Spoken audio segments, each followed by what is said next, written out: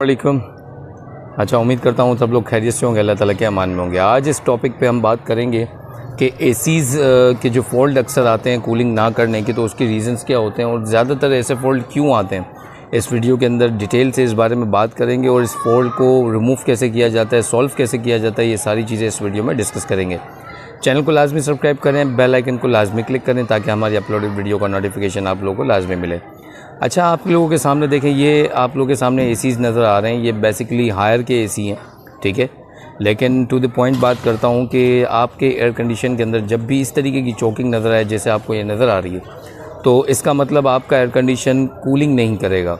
और some time ऐसा भी होगा कि जब आप अपना एयर कंडीशन को स्टार्ट करेंगे तो उसकी जो हवा का थ्रो है वो रुक रुक के आ रहा होगा, यानी कि शुर शुर करके आवाज़ आ रही होगी।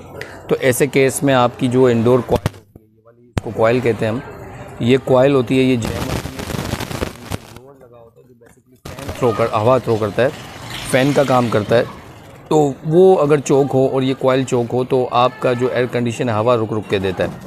इसको सॉल्व करने का तरीका सिर्फ एक ही है कि आप इसको यूनिट को उतारेंगे, मास्टर सर्विस करेंगे, काचर मशीन हो तो विच इज़ बेस्ट, उससे सर्विसेज करेंगे तब जाके ये प्रॉब्लम आपकी सॉल्व होगी। सर्विस करना बहुत ज़रूरी होता है। अगर आप एसी को सर्विस नहीं करेंगे तो वो प्रॉपर कूलिंग नहीं करेगा।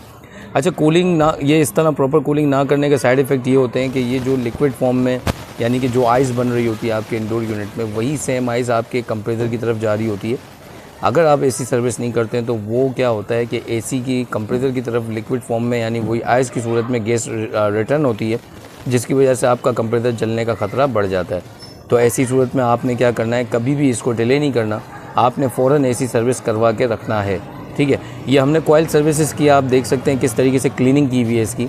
इसी तरीके से क्लीनिंग हो सकती है जब आप इसको प्रॉपर डी इंस्टॉल करेंगे, प्रॉपर इसको डिसमेंटल करेंगे और इसके बाद ही इसके अंदर ये तरीक़ेकार होगा कि ये अब प्रॉपर तरीके से, यानी एज़ पर न्यू एसी ये वैसे ही वर्किंग में आ जाएगा दोबारा से। ब्लोअर की कंडीशन आप देख लें, इसको हमने सर्विसेज किया है तो अब ये वाले एयर कंडीशन बिल्कुल परफेक्ट काम करेंगे और कूलिंग भी करेंगे। और रिटर्न में जो आइस जा रही होगी कंप्रेसर के अंदर, जो लिक्विड जा रहा होगा वो वैसा नहीं पहुंचेगा। इसकी वजह से हमारा कंप्रेसर रिलायबल भी रहेगा और उसकी टाइमिंग भी बढ़ जाएगी और परफॉर्मेंस भी बेहतरीन हो जाएगी। तो सर्विस क्यों ज़रूरी है ये आपने इस वीडियो में देख लिया। कभी भी आपके एयर कंडीशन में हवा रुक रुक के आती है या इस तरीके की कंडीशन दिखती है जो वीडियो में मैंने दिखाई, तो आपने अपने एयर कंडीशन को लाजमी सर्विस करना है, ठीक है। होप वीडियो आप लोगों के लिए बहुत फ़ायदेमंद रहेगी। मज़ीद वीडियोज़ के लिए चैनल को सब्सक्राइब करें, बेल आइकन को क्लिक करें ताकि हमारी अपलोडेड वीडियो का नोटिफिकेशन आप लोगों को बर वक्त मिल सके। थैंक यू, अल्लाह हाफ़िज़।